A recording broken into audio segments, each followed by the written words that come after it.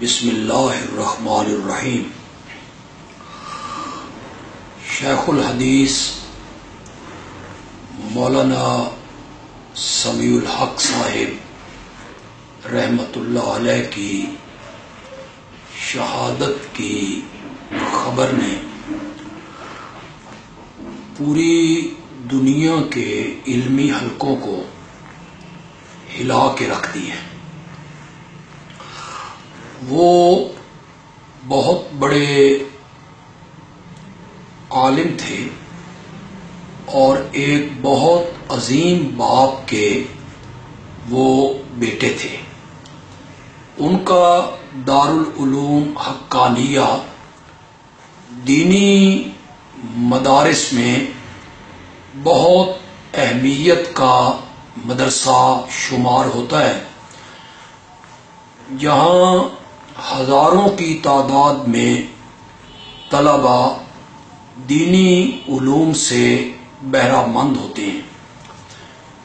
انہیں آج ان کے گھر میں داخل ہو کر چھریوں کے وار کر کے بڑے بے رحمانہ طریقے سے انہیں شہید کیا گیا۔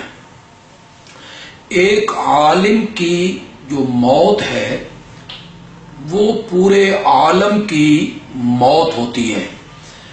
کچھ لوگ دنیا سے رخصت ہوتے ہیں تو ان کا غم اور ان کی کمی صرف گھر والے محسوس کرتے ہیں۔ کچھ لوگ ایسے ہوتے ہیں کہ ان کی موت پہ ان کی کمی محلے کے لوگ محسوس کرتے ہیں۔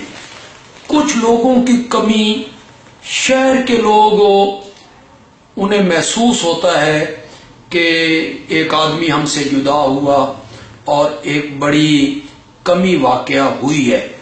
لیکن مولانا سمیع الحق صاحب کی جو شخصیت ہے یہ صرف ایک گھرانے کا، ایک ادارے کا، ایک شہر کا، ایک صوبے کا یا پاکستان کا نقصان نہیں ہے، یہ عالم اسلام کا نقصان ہے۔ وہ انتہائی شریف النفس عالم دین تھے اور انتہائی بے ضرر شخصیت تھے، انتہائی با اخلاق عالم دین تھے اور شیخ الحدیث تھے۔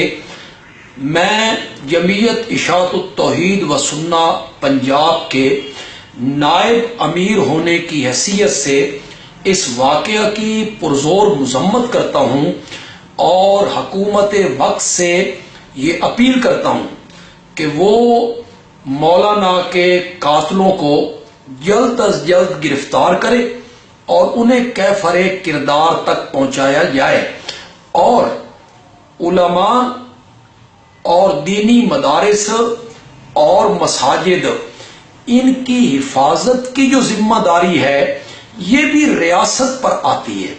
دوسرے علماء کی حفاظت کی ذمہ داری بھی حکومت کو اٹھانا ہوگی۔ ہم مولانا کے پسماندگان کے غم میں برابر کے شریک ہیں اور ہم دعا گو ہیں اللہ تعالی مولانا کو جنت الفردوس میں اعلیٰ اور عرفہ مقام عطا فرمائے۔ وما علینا الا البلاغ المبین۔